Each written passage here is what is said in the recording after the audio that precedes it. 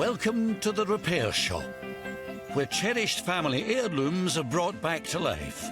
Anything can happen. This is the workshop of dreams. Home to furniture restorer Jay Blades. Nowadays, things are not built to last, so we've become part of this throwaway culture. It's all about preserving and restoring. We bring the old back to new. Working alongside Jay will be some of the country's leading craftspeople. I like making things with my hands. I love to see how things work, and I want to know how things work. Whether it's a Rembrandt or somebody's family piece, every painting deserves the same. Each bringing their own unique set of skills. You're about to witness some magic. They will resurrect, revive, Oh, yes. and rejuvenate treasured possessions and irreplaceable pieces of family history. Oh, my goodness me. It looks like it's new. Bringing both the objects Oh, wow. and the memories that they hold back to life.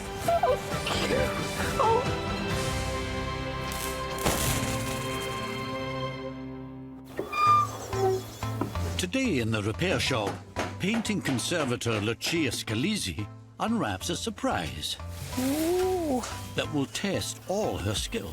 I say ooh for a couple of reasons. One, because it's beautiful, and two, because it's so badly damaged. And furniture restorer Will Kirk has to think outside the box to solve a homemade riddle. There's so many loose pieces, and I'm just trying to work out what goes where. Pretty much like a jigsaw puzzle at the moment. How we doing? You all right? All right, thank you. But first, through the repair shop doors today, Andrew Simpkins has a family heirloom which needs the prowess of ceramicist Kirsten Ramsay. Wow. A teapot, very big teapot. Okay. But you'll notice something about the lid. It's followed the female line, so it's gone from great-grandmother, grandmother, mother, sister, daughter. Goodness. Sadly, our daughter died 2 months ago. So it passes to our granddaughter. I have to stop there. We were going to go on a family canal holiday 8 months ago. But sadly, Alice fell ill a week before then. After a number of rounds of chemotherapy, it wasn't working. So sadly, she passed away 2 months ago. Alice was 28. What's that behind there? Oh, a tomato, look at that. Lily will never truly know her mother in a personal sense. But I thought that the teapot could act as a link. I think what we've discovered in the last 2 months is that family is increasingly, incredibly important. And the inanimate object of the teapot, in all its trickly colour, it does take on an added significance.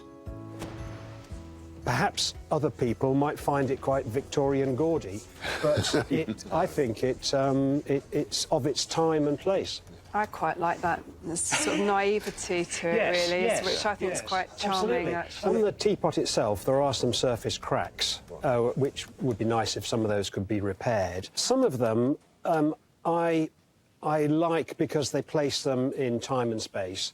You know, it's 130-odd years old. But the main thing is, on the lid, it should have a tiny teapot on top, a finial here, which acts as the handle. Thank you for bringing it in. No, thank you. It means a lot. Thank you very much. Thank you, Andrew. Thank you. Wow. It obviously means so much to him. Losing his daughter and then passing it down to the granddaughter. It's to keep that kind of family history going. Yeah. It's just so important with what we do here, but this piece in particular just brings it all home. God, blimey. There is every pressure, because this is such a... I'm feeling it. Yeah, I'm feeling it as well. No, I am. I think my first priority is to actually sort this crack out here that goes down the side, because at the moment, oh, you can hear that there, it's extremely vulnerable. If this were to be put down sort of rather hard on a table, it could just sort of crack into two. So the first thing I'm going to do is actually give it a little clean, then get some consolidant in there. Andrew's teapot is a classic example of 19th century English bargeware. So called because it was popular with the canal workers who passed through Burton-on-Trent, where most bargeware was made. The teapots were often given as gifts on important occasions, and many had miniature versions of the teapot moulded onto their lids. I'm going to have to do some research and see if I can find out exactly how the teapot should look.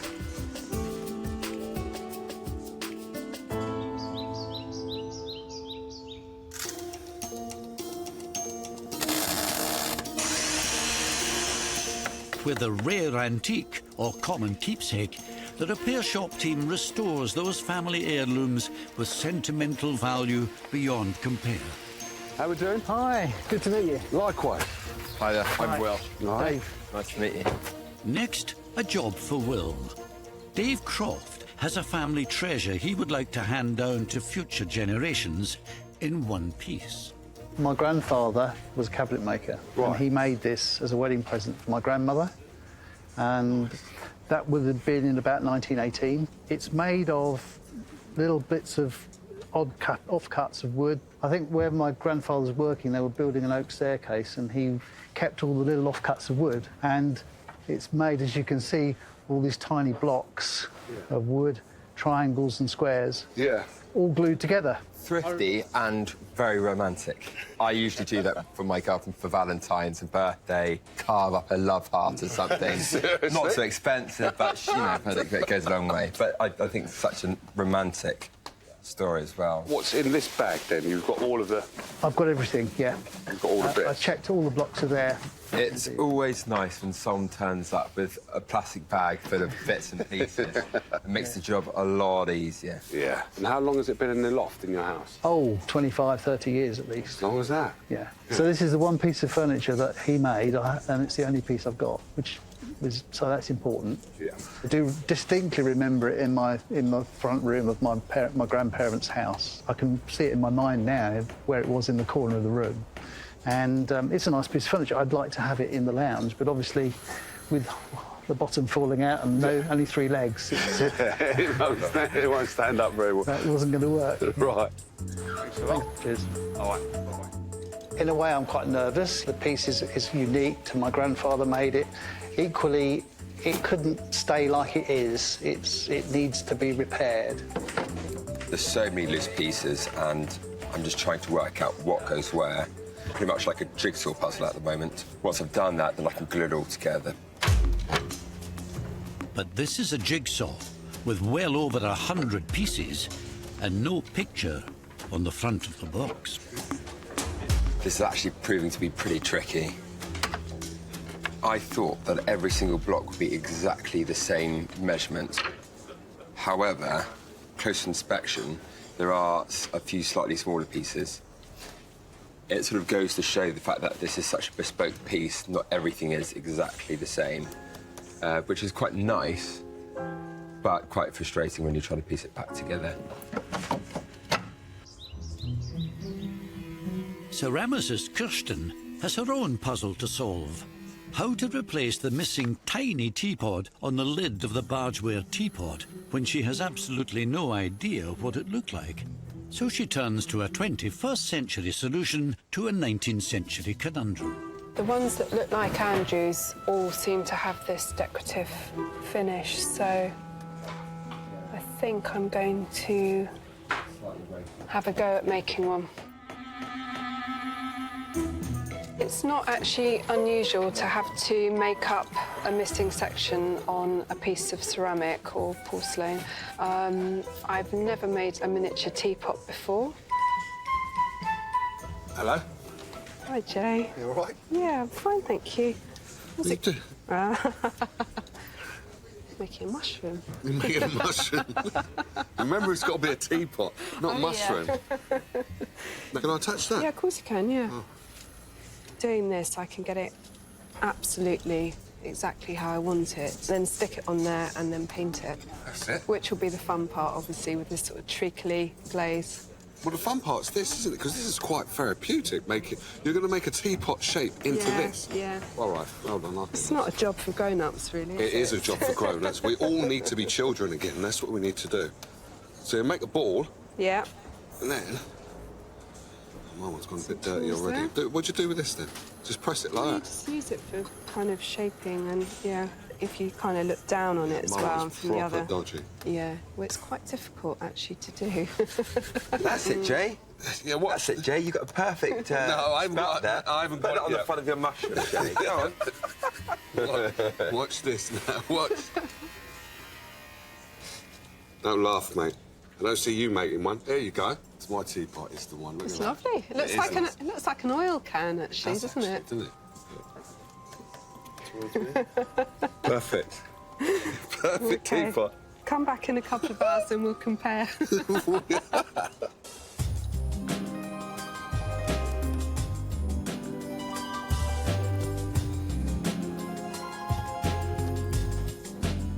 I've actually already stuck this on. This is quite a sort of hard drying putty to make the base to receive the baby teapot.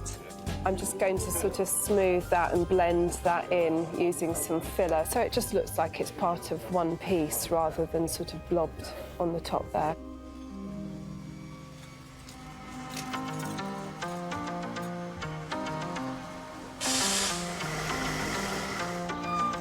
Hello. Hi, good day. How are we doing? You all right? Yeah, I'm fine. Yourself? I'm very good, actually. The next arrivals in need of some repair shop TLC are James and Lisa Coetzi, with a serious challenge for painting conservator Lucia. Ooh, ooh, ooh. This is beautiful, and I say ooh for a couple of reasons. One, because it's beautiful, and two, because it's so badly damaged. It's got massive tears in it. We took it off the wall because we were redecorating, and it was up against the desk in James's study, and the children were playing hide and seek behind the desk, and you can see they stuck pencils through, and yeah, we weren't very happy. They did get well, they got shouted at a lot. This damage is quite considerable. Who is the artist? It's my grandmother's uncle, Right. Fred Appleyard. Right. He's an English artist I know that name. who was born in Middlesbrough. He is a very well-known artist, and I know that there is a painting of his at the Tate, and he did a lot of work at the Royal Academy. He did have exhibitions there. How much is that worth, then? Do you know? No idea. I mean, certainly in the tens of thousands, I would think. It's very collectible, yeah, and people will buy it regardless of the damage because they would expect to get it restored. But there's a lot of work to be done, and these tears are so extensive, I'm not sure that they will be successfully repaired. They might just sink in on themselves. OK. But we'll have a try at repairing them locally, because one of the important things about conservation is to keep it in as original condition as possible. So, thanks a lot. Thank you. Leave it with us, and we'll get back to you. Wow. I can't... Well, two things. I can't believe it's worth the amount that she thinks it might be worth, and also, how the hell is she going to repair it anyway? It looks terrible.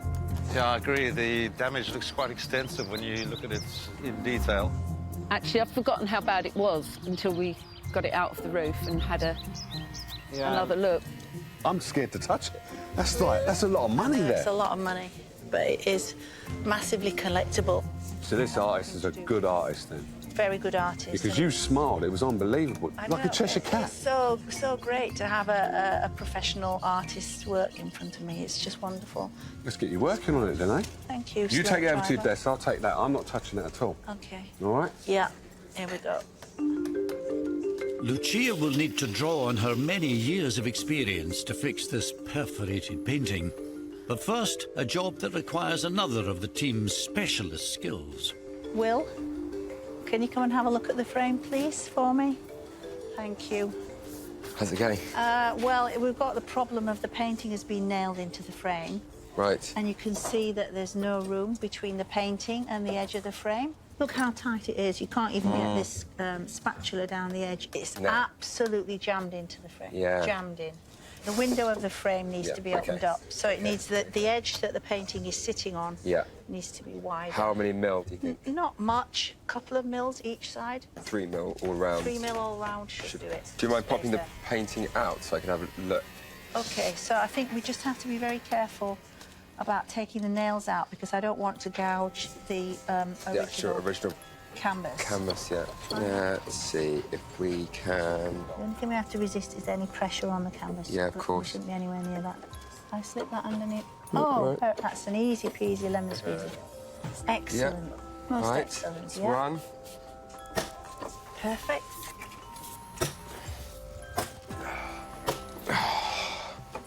Oh. I know it's exhausting, isn't it? And it's nerve-wracking. Perfect. OK, so this should, if all the nails are out, come out. Yes. Ta-da! 3 mil is going to come to about... Do you know what? About... Can you do it bigger? Do it... 4 mil? Yeah.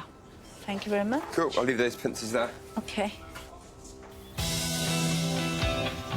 Across the workshop, Kirsten is about to begin painting her own tour de force. The tiny teapot she has hand-sculpted to go on top of its larger sibling. I'll build up the layers as I go along. And I'm going to leave these little areas here because they're sort of white anyway. I'll decorate those probably towards the end. You all right? Yeah, good. Yeah, I'm just kind of finishing off here, really. Just. Where's the... Oh, there's a little... Oh, come on. Is that strong enough to be lifted and put one? Because I know you don't like me touching anything on your desk. I would always hold underneath anything like that, but yeah, that can just go on there like that now. Now complete with its brand new diminutive companion, this very special heirloom is ready to be reunited with Andrew and its next custodian, his granddaughter, 16-month-old Lily. Lily will never truly know her mother, but I thought that the teapot could act as some sort of reminder to help her understand her mother, but also the lineage back through to her great-great-great-grandmother and grandfather. What a great way to relate a story to a young child, actually, you know, through an object like that. If it acts as a vehicle, a means to explain that family history and to bring that history alive, then it'll have achieved an enormous amount for us. Hello, Ant. Jay, nice to see you again. How are we doing? Oh, Kirsten, nice to see you again. Lovely to see you, Can I introduce you to our family? Please do. Nick, our son-in-law. Hi, nice to meet you. Jane, my wife. Hello, nice to meet you. And not forgetting Lily, our granddaughter. Hello, Lily. You ready for this one? Oh, yeah, I am. Yes, I won't keep you in suspense. Exciting. Yeah? Yes. Yeah. Oh, wow. Wow. Oh, fantastic. That's incredible. I love the piece on the top, the little finial. You've totally brought it back to life, so thank you very much. Oh, I'm so pleased. And I hope that in years to come, Lily will be chuffed as well. Yeah. It's going to be yours one day, Lily. Oh. Wow. You've transformed it. Thank you very much. That's right. Oh, clever. To have it restored to its former glory is something very special. Oh, I'm Thank you. delighted that I could do it for you. I hope that Alice is looking down on us and appreciating what we've done. So thank you. Oh, I do hope so. Yeah. I'm so grateful that you've kept this in our family in such wonderful condition. Well, it's been a pleasure for me to work on it, so yeah. Thank you. It's an immaculate transformation. I'm so impressed with it, and it's great that Lily's going to have an heirloom that's in pristine condition, and hopefully she can pass on to her daughter one day. It's now complete, and that's very special.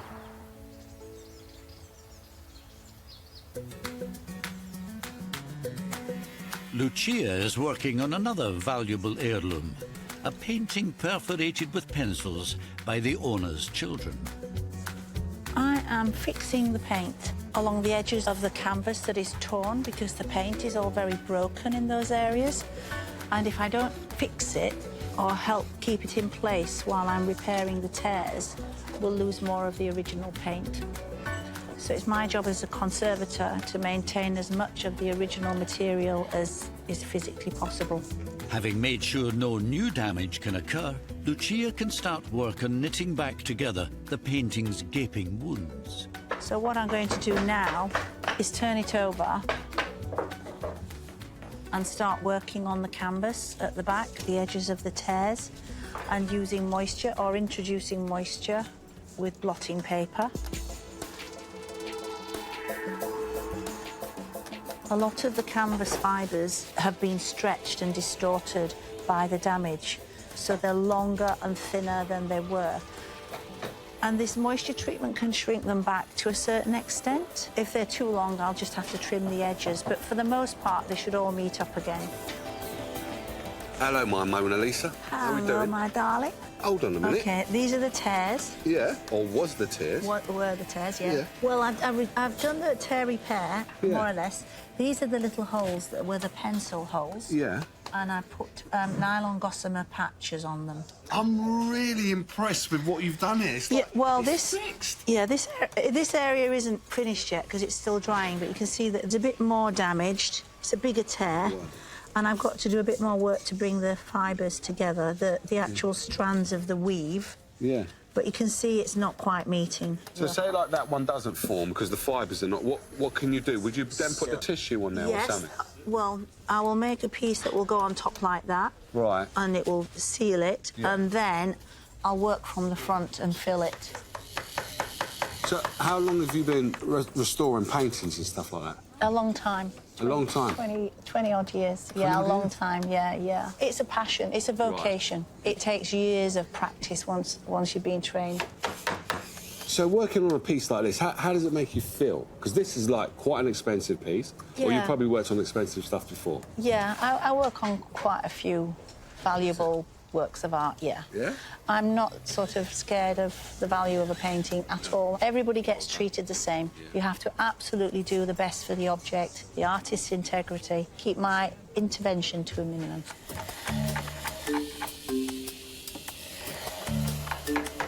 With the structure of the canvas repaired, Lucia can now turn her attention to the front and preparing it for the final stage, repainting. I have to fill the losses as a result of the tears. I'm using an acrylic filler for this. So I apply the fill and try and keep it very localised. The fill material is quite soft, it needs to be, but it also needs to have a bit of plasticity to it. So I can very gently push in the fill into the canvas, and then that will go off, and then I have to rub it down.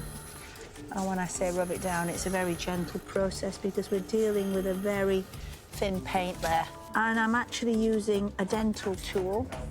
And this piece of equipment I've actually had for a few decades, and I've kept it because it's the best tool I've found to do the filling. It's a bit of a delicate process and takes quite a bit of time and patience to do. Time and patience are also being tested at Will's bench. He's been piecing together the cabinet made of hundreds of wood offcuts. With every section secured, Will finds another making a bid for freedom. So as you can see, this side especially is all over the place. I mean, I think the fact that it's been possibly near a radiator or something or facing a window, so you've got the heat from the sun, has meant that the wood has shrunk, the glue has dried, and the pieces are pretty loose.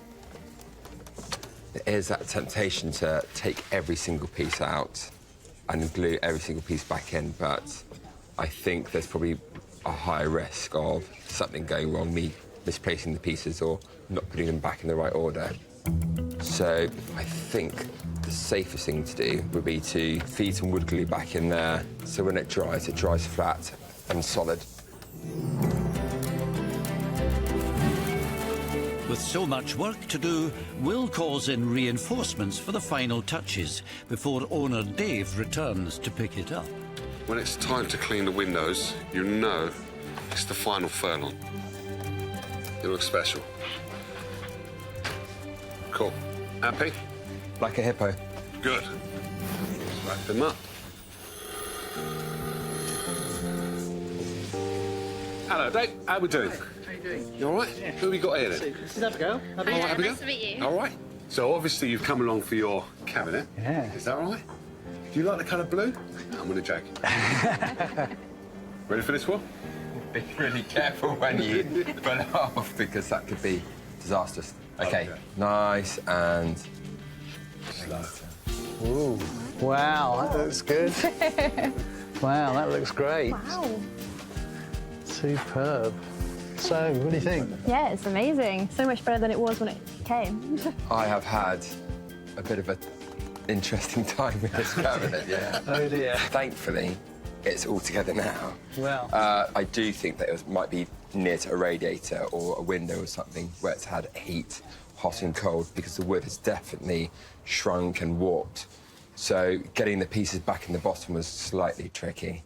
Yeah. Apart from all that? Apart from all that, yeah. On a lighter note, Yeah. it makes it sound really bad. No, it really was a pleasure to work on this, knowing that the last person to work on it was your grandfather. Where's it going to go now, then? Where are you going to put it? In the lounge and nowhere near a radiator. Yeah, of course. No, absolutely brilliant. I'm really pleased. Thank you very much indeed. I'm feeling very happy about the restored cabinet. It looks really good. It's a family heirloom now. It reminds me of my grandfather and my grandmother, actually, so it's a piece of them back with us. Come on, then. Let's go and do some more. Back in the workshop, Lucia has reached a crucial stage in the restoration of the painting by English artist Fred Appleyard, painting over the repairs to match the original artwork. So I have to do a little bit of colour matching directly on top of the filling. And when I've finished, it should all be virtually invisible. Will, do you have the frame? Pretty as a picture as ever. Should we try it? See, try it should fit in there very well. Perfect. Perfect. Thumbs up? Thank you. 2 thumbs, yeah. Oh, all you're right. a good man. You all Hi, right? Jay, yeah. Do you want to have a look? It's fitted into the frame. I'm not bothered about the frame. Look what you've done. I know, it's not bad. Not bad. You've done a brilliant job. Thank you, Jay. I think it's flawless what you've done. Oh, you are kind. No, you have. Thanks very much. Here we go. I'll take me out of Oh, see that head of yours? It's lovely. There you go. Brought a smile to your face. I think when Lisa and James see the painting, they'll be very happy to have it hanging back on the wall. And that certainly is the best place to put a painting. Back on the wall, enjoy it. I think they'll be very pleased to see it all back in one piece. 70 miles away, James and Lisa are about to be reunited with their work of art, ready to take pride of place on their wall. I'm hoping that it's actually going to look better than we've ever seen it. She did say it would be a big challenge to repair the rips, though. Yeah, I can't believe it can be repaired. Wow. That is amazing. Look at that.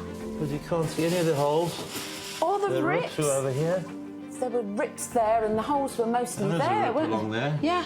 Look. You can hardly make them out. You would never, ever know. We won't be putting it back in the loft. No, that's true. Totally exceeded my expectations. I didn't think it would ever look as good as it does. To have an ancestor of mine produce that painting is a great privilege to me, really. And it's just great to have an heirloom back in pristine condition. The children are going to have to keep a safe distance away. They can just look at it, no touching. Lovely to have the painting back in the family, back on the wall. Yeah, it's where it should be. Join us next time for more masterpieces rescued for posterity and more heirlooms restored for future generations in The Repair Shop.